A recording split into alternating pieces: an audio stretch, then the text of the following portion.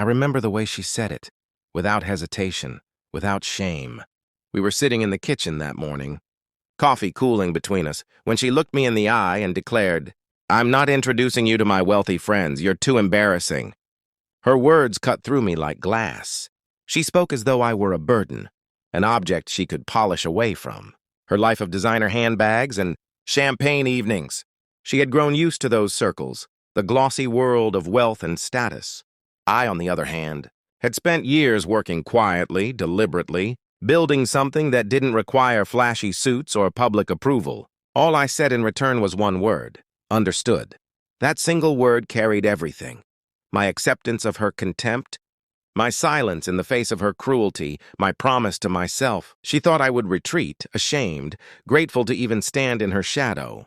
She never imagined that the man she called embarrassing had already built an empire, brick by brick in silence. For years she mocked my long hours, my missed dinners, the way I disappeared into my work. She thought I was chasing hopeless dreams, drowning in projects that would never bloom. She spent her time in country clubs, boutiques, and endless brunches with people who valued appearances more than loyalty. I let her believe what she wanted. I had no desire to parade success until it was undeniable. Then came the evening of her club's annual gala. She dressed in shimmering silver, eyes glowing with the thrill of belonging to the elite. She didn't even ask me to come. She went alone, her lips red with pride, her head high with the illusion that I would never belong. But when she arrived, her world shifted.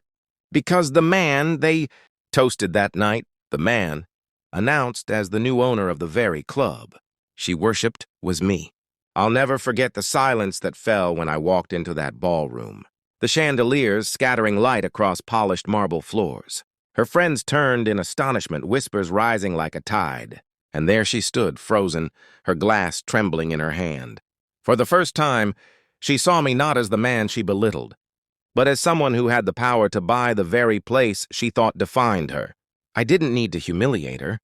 I didn't need to say a word. My presence was enough. When the chairman announced my name, her face drained of color. The same lips that had called me embarrassing parted in shock, but no apology came. Instead, I saw panic. Panic that the foundation of her world had cracked. Panic that her lies and arrogance had finally caught up to her. The rest of the night blurred with handshakes, congratulations, and smiles. Yet through it all, I felt her eyes on me, pleading for acknowledgement. But I had none to give. Because I already knew the truth. Long before that night, whispers had reached me. Affairs disguised as business meetings. Laughter shared with men who admired her beauty but ignored her vows. She had stepped into other arms while I was breaking my back to build the life she now despised. And though it shattered me, I chose silence then too. I chose to let my actions be the final answer. When I left the gala, she followed me into the night air, her voice cracking as she called my name. She begged for an explanation, for forgiveness, for another chance. But all I said was what I had said before.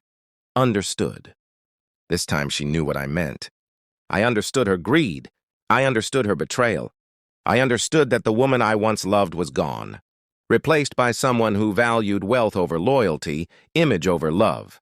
And so I left her there, beneath the glow of her precious chandeliers, surrounded by the shallow friends she had chosen over me. She thought she had married a man to prop up her lifestyle.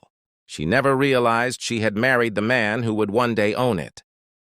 That was the night our story ended, not with rage, not with revenge, but with silence. Because sometimes the loudest answer to betrayal is simply walking away, leaving them to drown in the emptiness they created. And though the club, the wealth, the power became mine, none of it mattered as much as the freedom of letting her go. She called me embarrassing. But in the end, it was her reflection that shamed her the most.